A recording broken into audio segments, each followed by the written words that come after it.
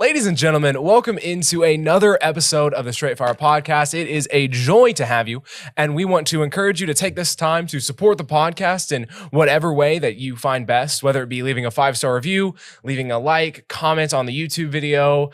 If you have any questions, we would love for you to go ahead and email us those at thestraightfirepodcast@gmail.com, right? Yeah, there you go. Yeah, I think that's what I've always said. So Yes, yeah, there it is. Email us there. We love seeing your questions and responding to them. We've written out a few responses that we've sent out to people. So it's just it's so good to hear from y'all. And it's so good to build this community together where we're all seeking to find the answers. So for the topic that we have today, jumping straight into it, unless y'all have anything y'all want to add. Nope. No shout outs. No.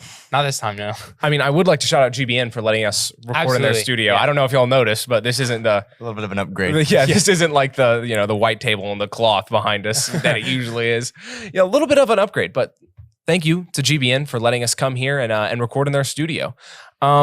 Again, so y'all, anything y'all want to say? I think you covered it all. All right, sounds good. Today's topic is going to be from 1 Chronicles 21. Yes, 20. Okay, good. I had that written down in my notes. So I wanted to make sure. 1 Chronicles 21, talking about David numbering the people. And this has been a personal favorite story of mine, which is, I guess, a little fitting because not a little fitting, but it's an interesting one. It's not a more popular one like David and Goliath and, the Elijah and the prophets of Baal, right? It's a little less well known, which is surprising to me because of the fact of the scale of this story, right? And how interesting and intriguing it is.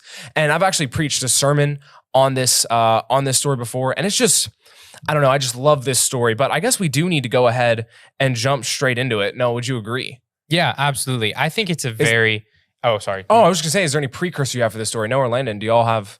I think it's a very interesting story, and I don't want to spoil anything. Yeah. I'd rather get right into it. Yeah. I think we can learn a lot from it. And people don't often go to it to learn lessons. We don't often go to the Old Testament to learn lessons. I think because they're a little bit harder to learn. It takes a little bit more effort to find the value in them, right? But they have some very good values. They show some very good characteristics of God. And if we're trying to be more like God, then we need to know more about him. And this helps us do that.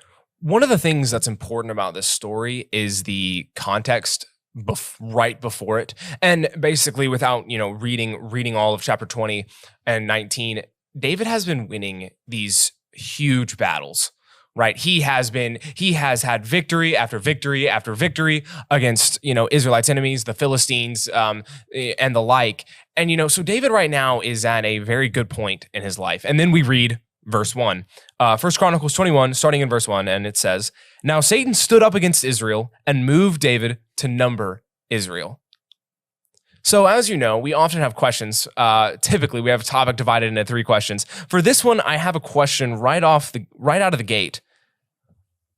Talking about verse 1, does Satan still stand up? What does that even mean? Satan stood up against David, right? I kind of see in my mind like this movie scene where like David just won this battle and then the camera like pans down to Satan and it's just him, like it's a shot behind his throne or whatever Satan sits on, or I guess he was sitting because he stood, and Satan kind of stands, Yeah, Benjamin. Whatever goes through your mind. Y'all don't see the same Cinematic thing? mind. Not quite. But Okay, but like, what does that mean? Satan stood up. Landon's got it. Oh, I got Yeah, you. you got it. This is an interesting idea when you think about Satan standing up. And I feel like more than anything, what this was trying to show was Satan's thoughts on this. You think of all the times in scripture where it specifically states that Satan was rising up against this. You think when he did specific things, with Peter, Jesus said, he has requested you that he may shift you like wheat. And you think of all the times that Satan would stand up, if you will, against people. And so I think more than anything, I don't know if he literally stood up from his seat or as much as this was something that Satan saw he had a chance, because this was a man after God's own heart. And Satan saw that this was his chance to get him. And so he stood up against David. And so I think really what this verse is showing is that even someone as righteous, David messed up, but he was a very righteous man. He had done all these great things. Satan still saw the opportunities with David, and he stood up against that because he saw that there was an opportune time. I think one of the lessons we can learn from this, and I mean, I think we still know Satan moves today in the world. Mhm. We're not sure how. Obviously, there is a straight fair podcast. the Podcast on that. So the Bible gives us very specific insights on how Satan moves and stuff like that. And obviously, I'm sure it's a little different today. We can't be 100% sure. But one of the lessons we can learn from that is every time Satan moved against somebody, he was very good at what he does, right? We think about David, like Landon said, a man after God's own heart. We think about Judas, one of the chosen apostles, that it says Satan entered Judas's heart. You know, every time Satan moves, the temptation is going to be really difficult, right? Oh yeah, I was just saying it's kind of scary in a way of like, you know, we often talk about when we are in low moments, right? When we're going through hard times, we are vulnerable to Satan's temptations and things like that. But also in the good moments, right? When we are winning battles, so to speak, at the same time, we're still vulnerable. We just don't, it's harder for us to see. And so it is kind of distressing, if you will, to face that reality of no matter kind of where I am in my life, I'm always vulnerable to Satan's temptations. How do y'all deal with that reality? One of the things I think that I try to do, at least, well, obviously I try to pray all the time, right? To keep me from temptation. But, and it kind of goes hand in hand, right? Sometimes when I'm at life's highs, I do fall into temptation and I mess up, right? But that always brings me back to God. And sometimes when I'm in life's lows, well, I still mess up, but that also brings me back to God. You're not going to be perfect, whether you're in a good time of life or in a bad time of life. As long as when you mess up, if you come back to God every time, allow that temptation, like David did, as we'll see later, to bring you closer to God, not drive you farther away from him. Because it starts to drive us farther away from him when we're in those low moments and we try to fix it on our own and we get lower. Or we're in those high moments and we sin and mess up and we want to stay in that high moment and we don't want to give in to that humility of submitting to God and we try to make things better on our own.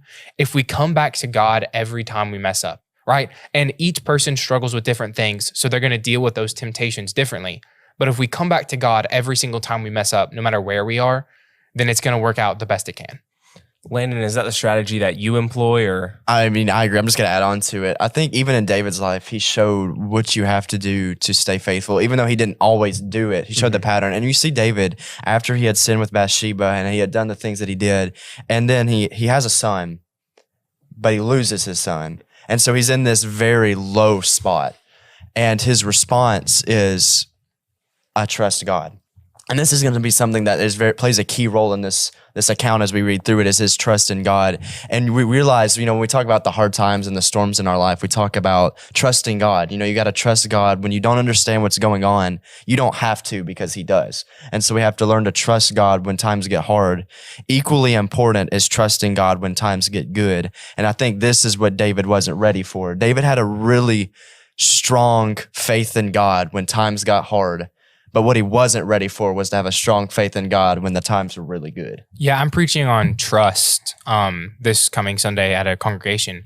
And one of the examples I use is David. Because think about, we look at all the hard times he went through. And I was looking through the Psalms where he cried out to God. And every time David was in a rough spot, he always went to God. Most of the examples when David messed up were in those good times, right? Were in the times he wasn't really ready for it. Every time he's being hunted by Saul, he doesn't know whether he's going to be king or not. When Saul and Jonathan die in a pretty gruesome way, all of those times he cries out to God, right? And he always says God is the one who sustains him in those hard times.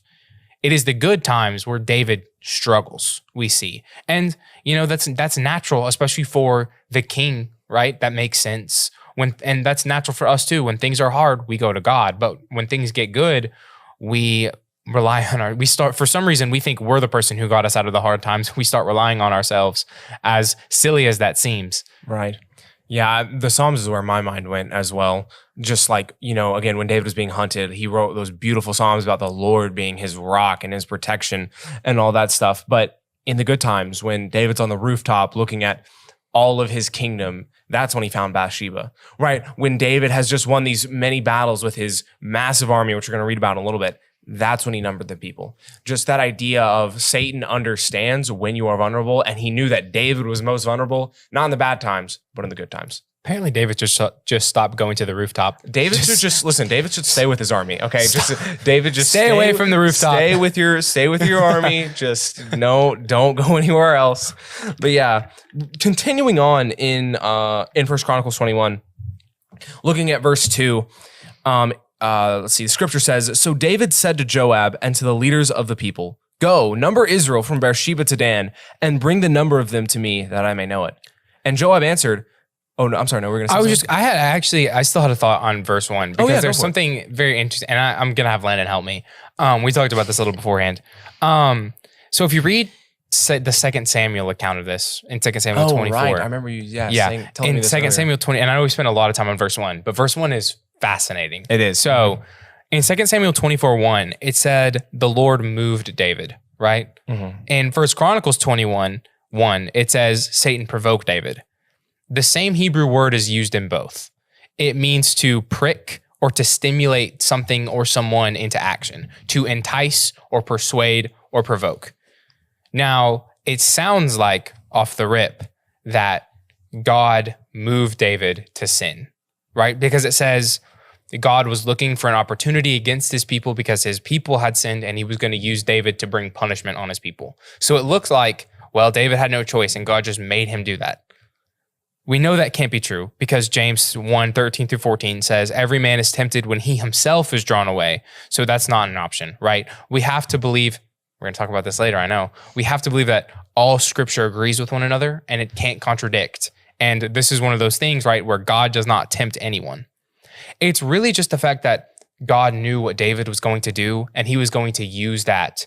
Even though it was a sin, God can use everything to his good. He was going to use that sin to bring his people back to him. Like we talked about, when Israel was having a really good time right now, they were going to get punished and they were going to come back to God. And ultimately, that was for their good, right?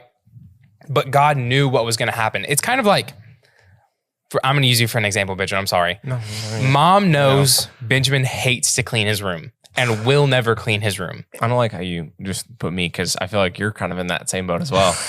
So if mom asked Benjamin to clean the room, she knows what he's going to say and what he's going to do, but she's still going to at least provide him with the opportunity to not do that, right? So it's not that mom made Benjamin sin by asking Benjamin to clean the room. It's just that because of the option she presented with Benjamin, we know how Benjamin's going to respond. And it's kind of the same way with David, right? God knew David was going to fall into this sin. Not that he didn't want David to fall into this sin. It's sad that David did fall into this sin, but God was going to use it to his advantage, right? And this is talked about in Romans, talking about Pharaoh, God hardening Pharaoh's heart. He didn't actually harden Pharaoh's heart. It's just the situation God presented Pharaoh with. God knew how Pharaoh would respond. Yeah. I mean, I agree. I agree with all of that. I'm glad you brought that up. Yeah, I just wanted to clear it up because it's the same. It's said differently in each passage, and it's good to clarify that. Len, do you have anything before we want to move on to verse 2? Oh, no. All I was going to say is, we see it with Pharaoh. God hardened Pharaoh's heart. He didn't literally harden Pharaoh's heart. He gave Pharaoh free will, and he knew how Pharaoh would respond, and he was going to use that. And it's the same way with David. Okay, does anybody have anything else before we move on? Sorry, I just wanted to cover that before we left. I know, you're good. So David said to Joab and to the leaders of the people, "Go, number Israel from Beersheba to Dan, and bring the number of them to me, that I may know it." And Joab answered, "May the Lord make his people 100 times more than they are. But my lord, the king, are they not all my lord's servants? Why then does the Lord require this thing? Why should he be a cause of guilt in Israel?" Nevertheless, the king's word prevailed against Joab. Therefore Joab departed and went throughout all Israel and came to Jerusalem. And then Joab gave the sum of the number of the people to David. All Israel had 1,100,000 men who drew the sword, and Judah had 470,000 men who drew the sword. But he did not count Levi and Benjamin among them, for the king's word was abominable to Joab. I remember I was preparing my notes for this and the questions I was going to send y'all. And I was walking, and I was walking and I was listening to it, and I was taking notes down on my phone, and I did a double take when I heard those numbers. And I preached on this before, and I was like, 1 million and what? Because that is such a huge number. 1,100,000 men who drew the sword. I don't know if Is our was military that big? All together is 1,500,000. I was about to say, and is Judah counted separately? Yeah, Judah. I mean, yeah, Judah is kind of. I mean, in most accounts, it says 1,000,000 men for Israel and 1,100,000 men for Israel, 400,000 for Judah. And like, I think if you look at depictions of the kingdom back then, it was massive. Yeah, which I'm makes sure. sense to have that many people. But yeah. That is because I feel like I've heard an argument saying like, well, in the Bible, like David really wasn't a king of that big of a nation. Like we're not even sure if Israel was a real nation. We thought it was just kind of like sheep herder, a nation of like nomads or whatever. But Apparently not. 1,500,000 men is an incredibly large number. Like no one's I'm never going to see that many people at one place in my lifetime, let alone all men who could fight. Those are, again, insane numbers, but while that is an eye-catching number, what's important here is, I guess, Landon, let me direct this question to you, because I know that the old law says God commands his people that numbering the people is a sin, right? Outside of, because weren't there commanded censuses? Was there a commanded census? Yeah, that's it. There you go. I think there was, yeah, but Okay. only God had the right to number the people. So, but why did God say that numbering the people is a sin? So I actually looked this up a little bit more. I felt like I knew the answer, but I wanted to make sure. So I looked at several commentaries, and I actually got different answers. And I thought that was a little weird because I thought it was just like obvious answer. But there was the main reason that I saw, like collectively, that most scholars agreed with, and I'm not a scholar, but including myself. I was about to say including myself, but that's grouping me with scholars. But is that what he was doing is he was numbering the people. And God knew, that's why he said it was not okay to do that. He knew that anyone that was numbering the people, not because he was curious about how many people there were, not because he wanted to see about taxes. It was because he wanted to know what his army looked like, because he had seen all of the wars like you had mentioned. He had won all of these wars, all of these battles. And his response to that, instead of being God was with us, is, man, I've got a good army. And since my army's so good, actually I need to see how many people I have, because if I know, then I can start thinking about what battles I can get into and which ones I need to stay away from. And so what we see him doing is he starts numbering the people, and what he's showing is he's putting his reliance and his ability to lead his army and the power of his own army instead of God. Also, maybe David was thinking of like launching into a campaign, right? And he was, because doesn't Jesus say, who goes to war without counting the cost, right? Yeah. Maybe David was thinking about that cost, right? Because it's interesting. I've just thought about this. In the Bible, we talk a lot about God commanded his people to take the land of Israel and defend the land of Israel from those enemies around it. But he never, in my remembrance of the Bible, I don't think he ever commands them to go attack other nations surrounding them so they can take that land, right? Am I wrong in that? I would think I don't remember any. It was the instance conquest of Canaan. But he Yeah, didn't- outside of that, that's yeah. all they were commanded to I mean, take. Israel never launched in like campaigns that Babylon and Now, Syria went on. sometimes I remember, and I can't give you the exact geographic locations, but in 1 Samuel, God told Saul to go destroy Amalek, I think it was. Yeah, but that was because of their wickedness, right? Because they rejected the people in Israel. Because Right. when they first got into Canaan, they attacked Israel. Yeah. But I think Amalek was in the borders of Canaan. Yeah. From my understanding. But yeah, so maybe David's thinking about this campaign. Like I've got this many soldiers, so I can go here, here, and here because I know I've got stronger armies than them. Yeah.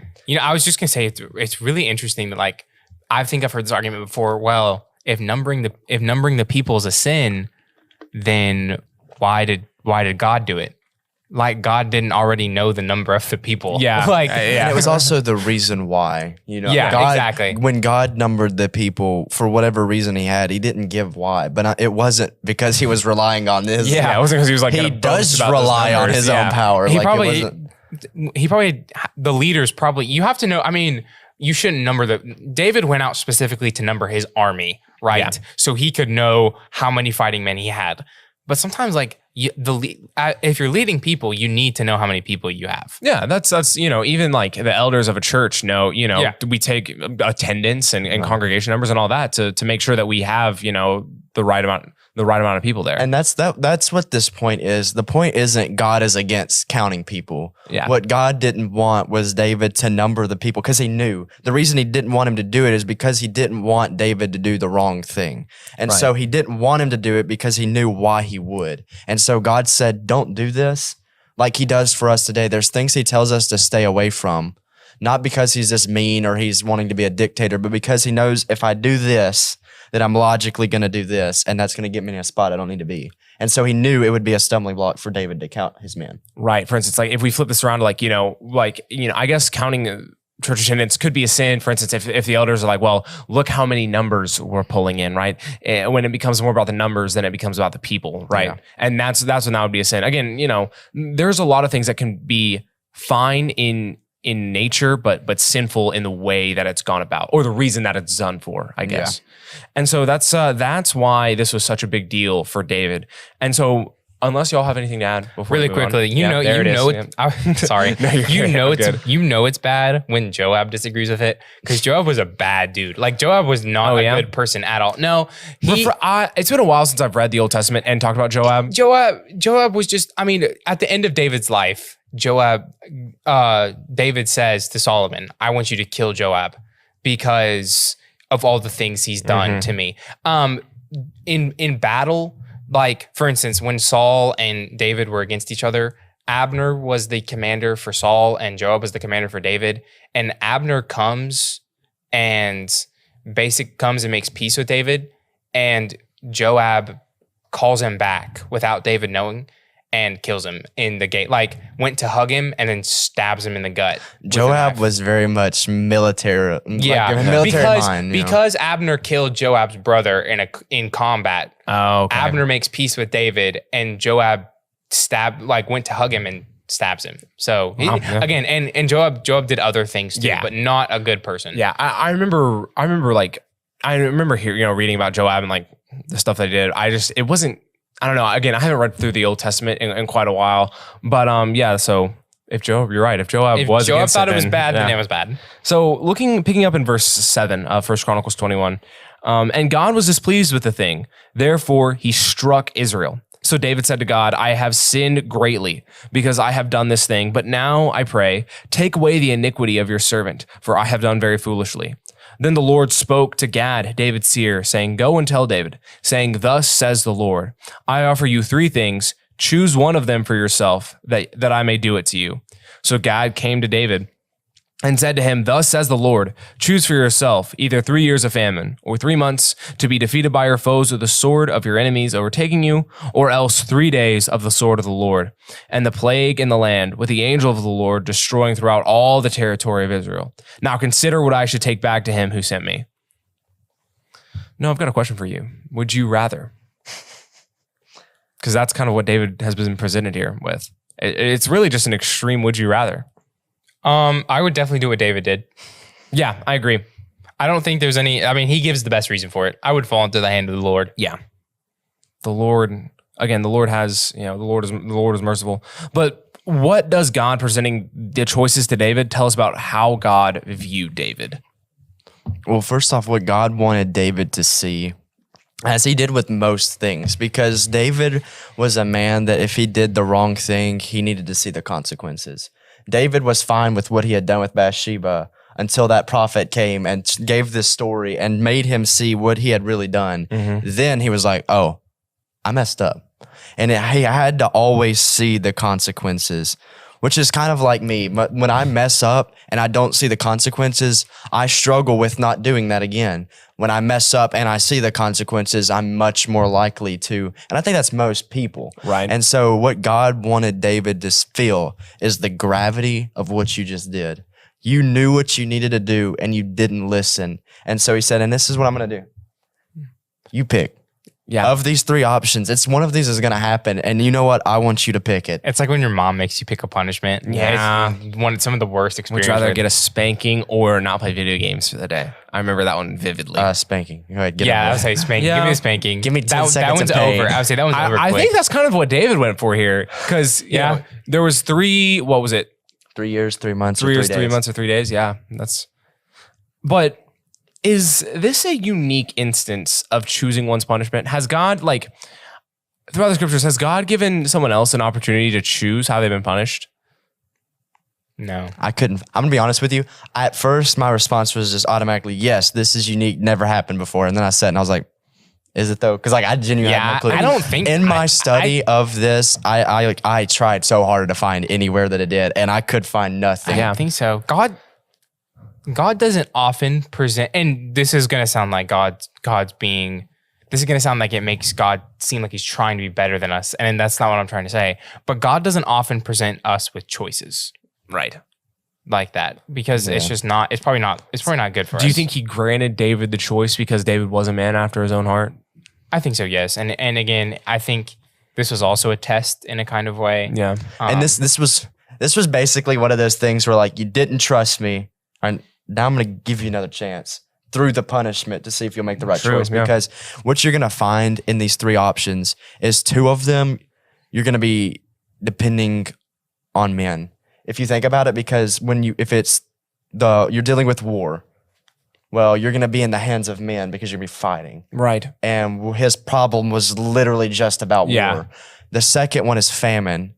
And you're again going to be depending, because this wasn't like the famine in Egypt in Genesis, was that 45? And they had 7 years to prep for this. This was going to be a famine and they're going to lose everything. So what's going to happen is Israel's going to have to get food from somewhere else, which means they're going to have to rely on other people. Only one of these three options is David going to have to rely fully on God and what he does. And only one of these options is also, when I thought about it, only one of these options gets him involved. Because the famine, he's rich king. He still has food. His people might not. War, he can hide in the castle. True, yeah. Only one of them was he going to get punishment just like everyone else. And that kind of shows the leader that David is willing to take, because he says, I have sinned, right? Because Joab told David, hey, if you do this, it's on you. Like, you are putting guilt on Israel.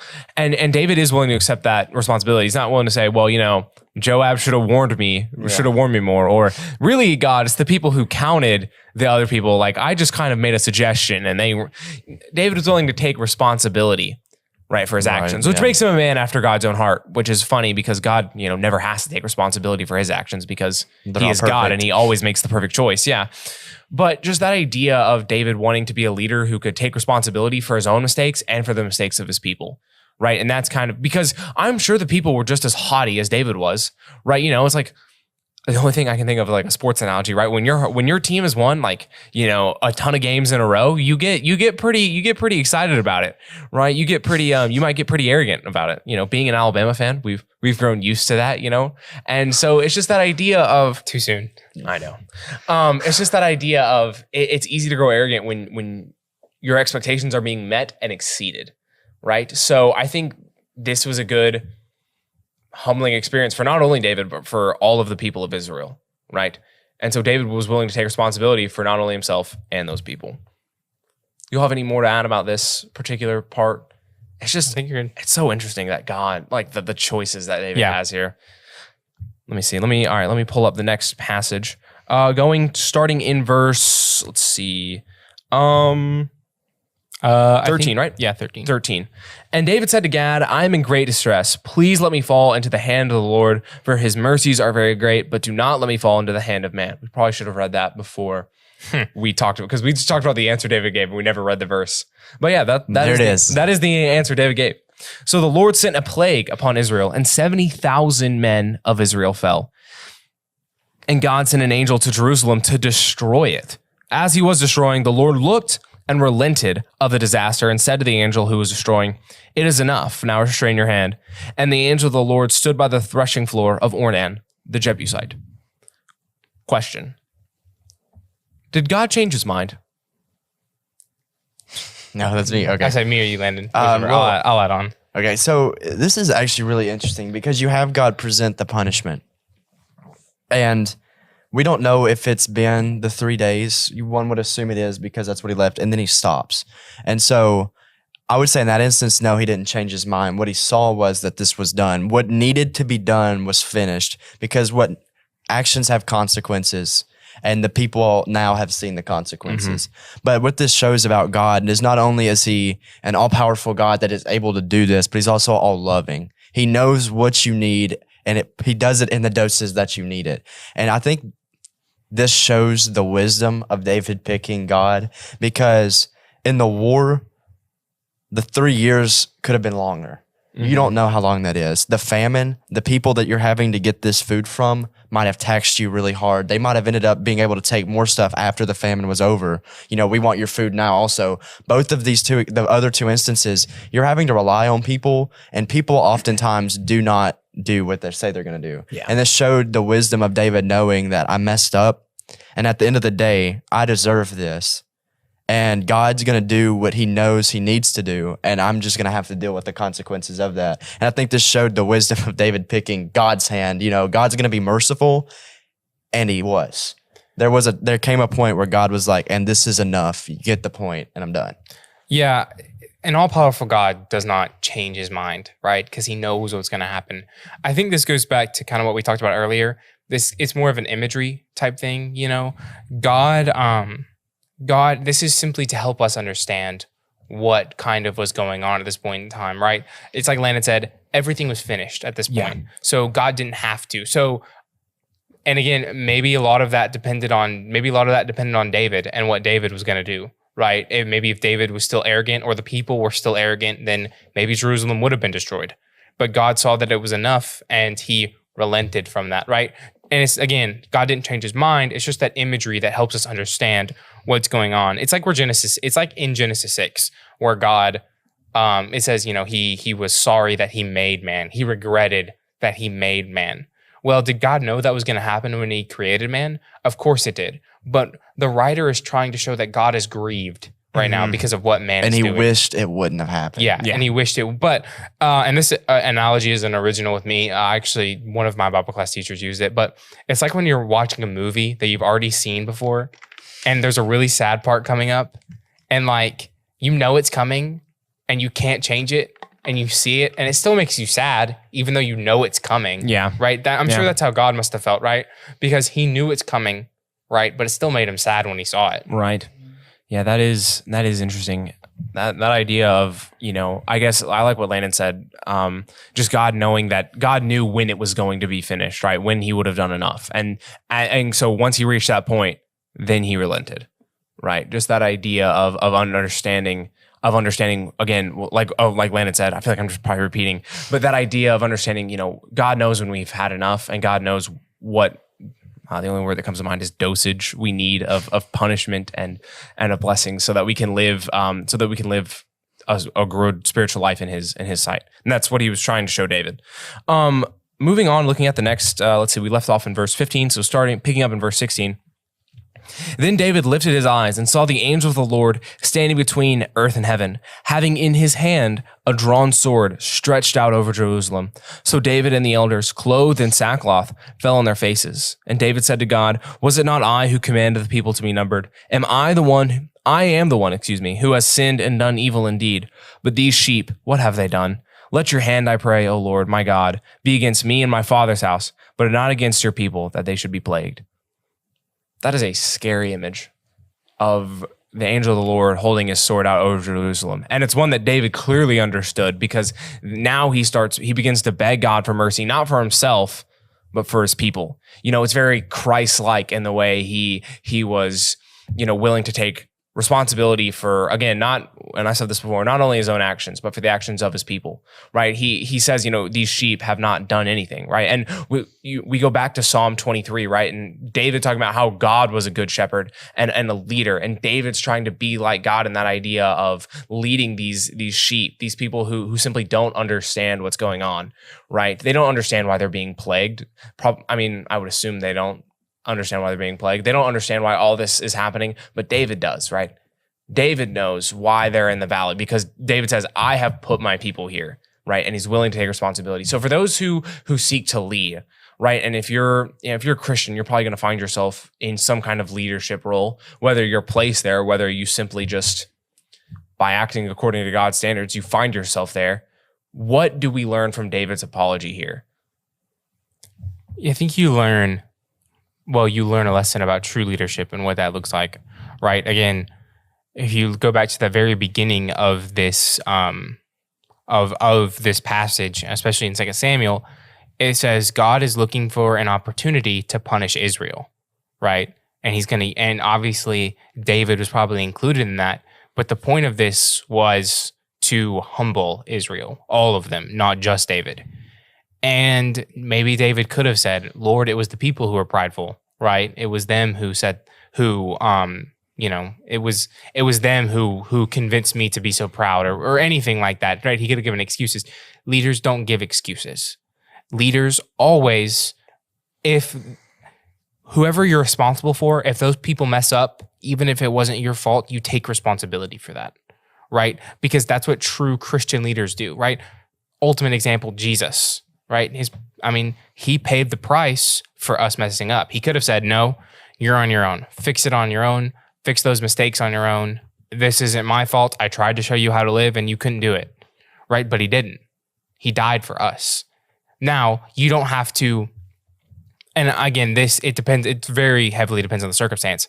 You don't have to claim always that it's your fault because it won't always be your fault.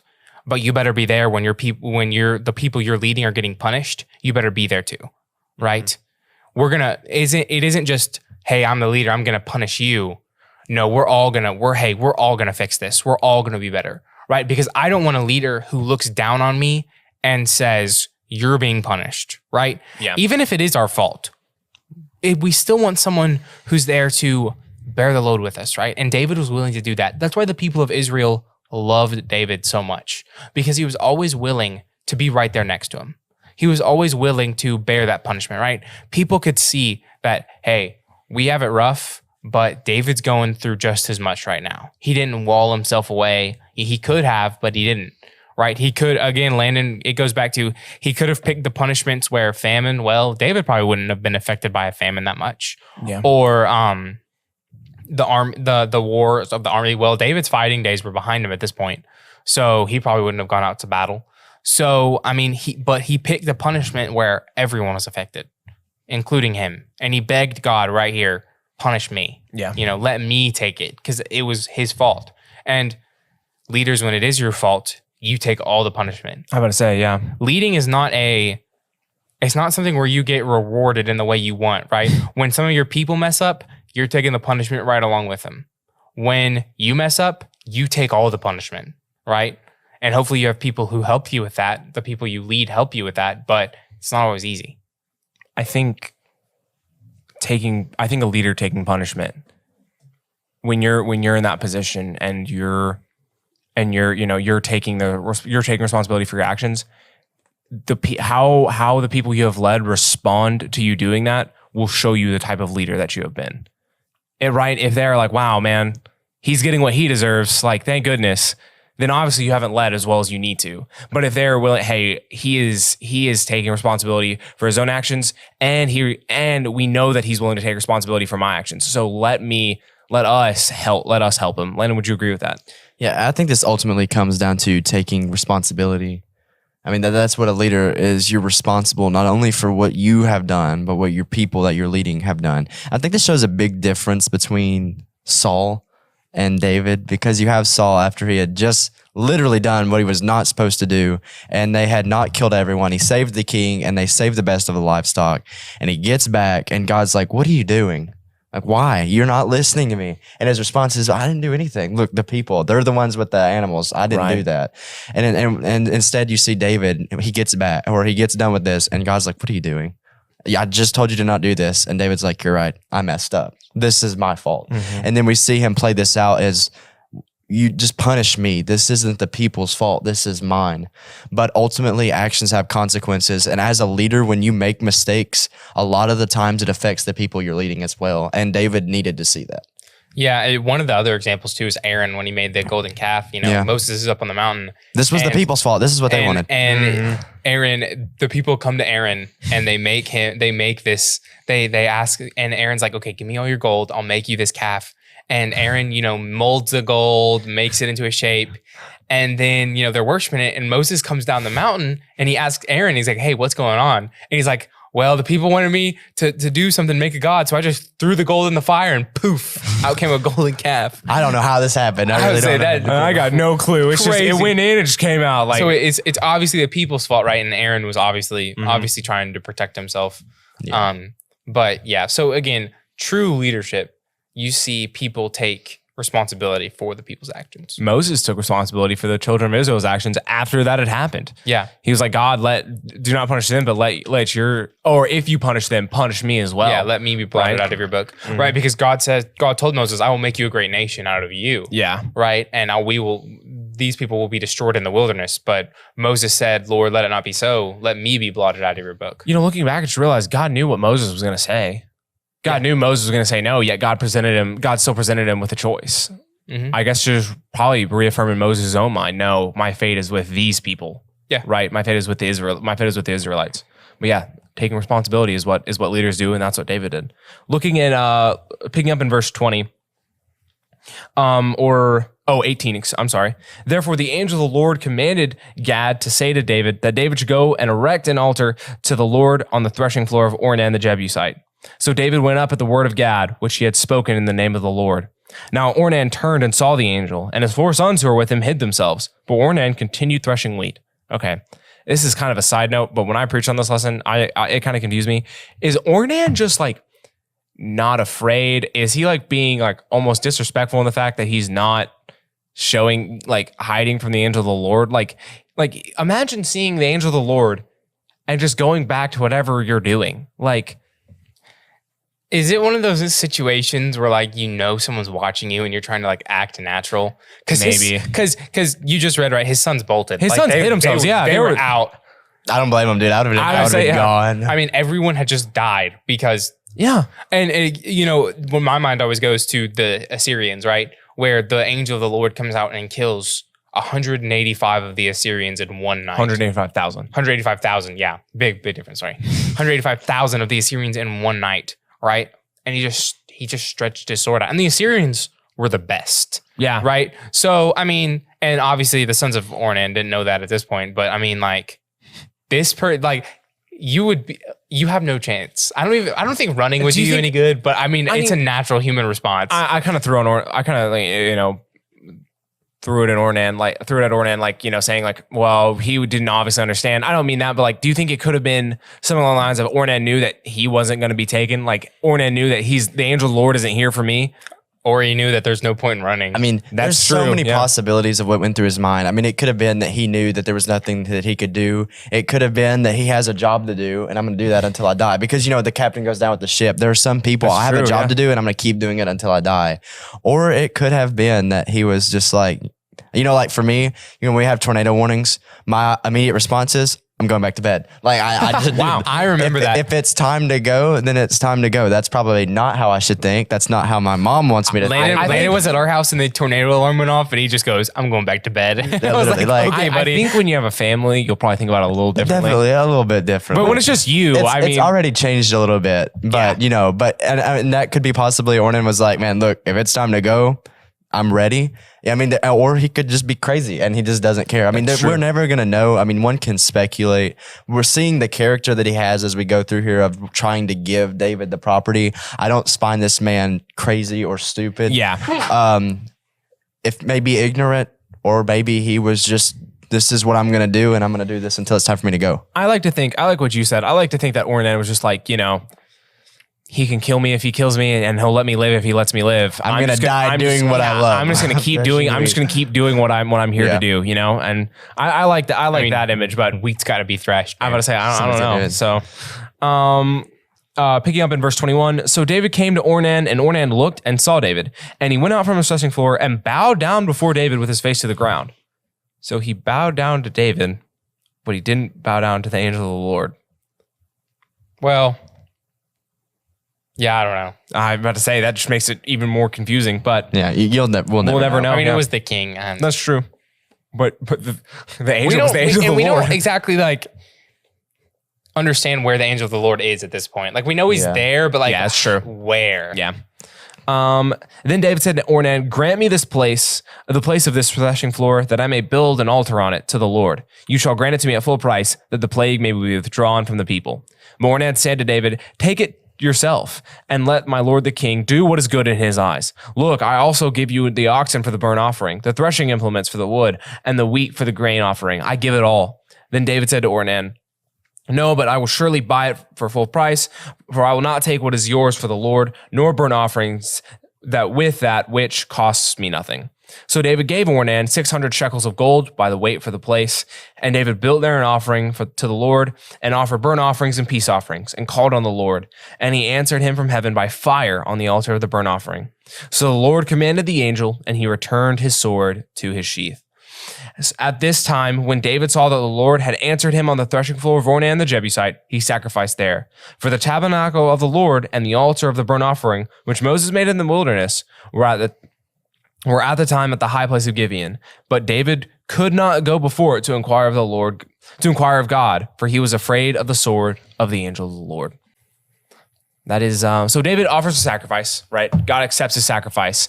And I guess as we begin to close, why was David still afraid of the sword of the angel of the Lord?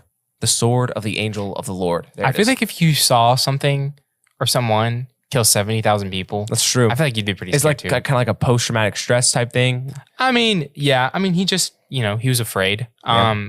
It's a natural response. And we've seen this a few times where, like, remember David and Uzzah were transporting the ark, and Uzzah touched the ark because they weren't transporting it the way they were supposed to, and Uzzah died, and David left it there. he just leaves it. Yeah. Yeah. He puts it in a house that's next to where it fell, and he just leaves it there. I was picturing they just left it like No, it was in right a by the house road. because David knew it was time to bring it back because God started blessing that house. Right. But David just leaves it because, and again, that's understandable because, well, and David didn't handle it in the right way. David didn't want to mess anything up, I'm sure. Right. And he didn't want to bring any more wrath upon himself or upon the people. Right. So I think he's trying to do the right thing by just simply waiting on God. Right. He talks about it a lot in the Psalms. Wait on the Lord. He's literally waiting right now for the angel of the Lord to go away. But yeah, so I think he's just making sure he doesn't mess anything up. right. Landon, what strikes you as the theme that we need to take away from this story? I mean, there's a lot of things. I'm gonna first answer the last question. Oh yeah, no, I'm sorry. Go for I it, just yes. wanted to add on. I think it's interesting. I mean, and when we find the sacrifice, I really love the fact that David didn't find the cheapest way to worship God. He was going to make sure he sacrificed in this. Really interestingly, Solomon got 666 shekels of gold a year. David paid 600 shekels of gold for this. Wow. So he paid like what Solomon got in gold in a year. I thought it was talents of gold. Oh, it might have been. You're right. I was gonna say because like that is a lot. It was a lot of gold. It Whatever was a it lot of was, gold it at was David's a lot of fan, gold. but I was You're like that. right. There's You're no right, way you're right. Solomon. But I mean, as you sit there and you think about why would David have been afraid to worship? If I had just messed up the way I did and that many people lost their lives and I had repented, I had offered sacrifice, I'm still going to have guilt. Yeah, And I'm going to be afraid to come before that angel. I'm going to feel in a way that I don't feel worthy to walk in front of that angel. But anyway, going to the theme of what this really was teaching is an overall theme, as is with David's stories in his life. There's a lot of lessons you learn from very short parts of his life. I mean, we see parts about like, you have to trust God. And that's ultimately what this is about. God is trying to show that, there's a lot of times in the Bible where hard times come and God shows us, trust me, I've got you. I'm going to take care of this. But God was showing us through the life of David that equally important, not only when there's hard times and struggles, but equally important when everything seems right, you've got to trust me then too. Okay? Because when everything seems right, it's just as equally likely that Satan's going to tempt you. And in both instances, trust me. But when you mess up, come back to me. There's actions have consequences, but come back to me with sacrifice. And we will make things right. It's very interesting because we don't see it this way, and we probably should. It's almost like what we see is we come out of a hard time where we relied on God, and we're like, man, glad to be out of the valley. We're on the mountain now. And we feel like we're going to be so much more spiritual. We're going to be so much happier now that we're on the mountain. From a spiritual aspect, if you look at it through your biblical worldview or your spiritual, lenses, whatever you want to call it, it's almost like when you go out of the hard times where you are relying on God, God sees you getting closer to the danger, not farther away from it, right? And we have to remember this world isn't forever. Yeah. And sometimes it's good to go through hard times for a moment because it helps you rely on God, right? God gives that to you so that you can rely on him more, right? I would rather have hard times on this earth my whole life than be separated from God for eternity. Yeah. Right. And that's ultimately the reality we have to think of. That's what he tries to teach David over and over and over again. And I think in the end, David did learn that lesson. Right. But I mean, we don't want that. No one wants that. I don't want hard times for the rest of my life. But if it gets me closer to God, then it gets me closer to God. Bottom of the line. I've walked through some valleys in my own life, and y'all have as well. And the people listening probably have walked in valleys far deeper than my own. But I remember thinking exactly that. If I can just get out, and I always like picturing, my Christian walk as, me like walking in the armor of God through the woods, right? And, in the valleys and in the mountains. And it's just like, if I can get out of here and I can get back to the high places, right? The mountains that David talks about, then I'll be okay. Right. And I don't want to present this idea of that every day in the Christian walk, it is this day of danger and like you're always on the run from Satan, right? And temptation is knocking at every door, no matter where you are and how spiritually mature you are. Because I don't believe, in the end, you can only take so much temptation, and God will not allow you to be tempted more than you are able, right? So it's that idea of finding the balance between walking in the good places, walking in on the high places, but also understanding that you're still able to fall, right? The ground you're walking on is secure, but you're still, if you get distracted, you can fall off, right? Yeah. That idea of trusting in God no matter where you are, because no matter where you are, you can still fall. Rejoice in the times that you are in the high places, but also be wary. It's that kind of combination, if you will. And just remember, we talk about valleys and mountains. That's a physical way to view things because physically I'm in distress, or physically I've got everything I need. Spiritually, that's not how we view it, right? You can be spiritually in a bad place, spiritually in a good place. But a lot of the times when I'm physically in a bad place, spiritually I'm in a good place, right? So it's often when our physical mountains are high, our spiritual valleys are low, right? And vice versa. So we have to be much more aware of your spiritual, right? Of where you are spiritually than where you are physically, because really that doesn't matter. Ultimately, I think as we close, David was willing to trust in man and man's power before he was willing to trust in God's. He was willing to say that man has brought me up on this mountain and man has taken me out of the valleys, and he forgot that it was God who placed him on the high places. He forgot that it was God who was his shepherd, and I think that was the struggle that he had. So any closing thoughts before we end? I don't think I have anything. Wow. I know. Impressive. I can't believe I'm going to be the one who gives the outro and signs it off. But again, we want to thank you so much for listening to this episode of the Straight Fire Podcast. It was a joy to have all of you. If you haven't already, go ahead and support the podcast in any way you can. If you had any questions about this episode or any episode that we did previously, or just questions or topics that you want to bring to the podcast, you can comment them on Spotify. You can comment on YouTube. You can email us. Whatever way you can get in contact with us, I promise you we will do our best to see it and give a response. Once again, thank you all for listening, and we'll see you guys in the next episode.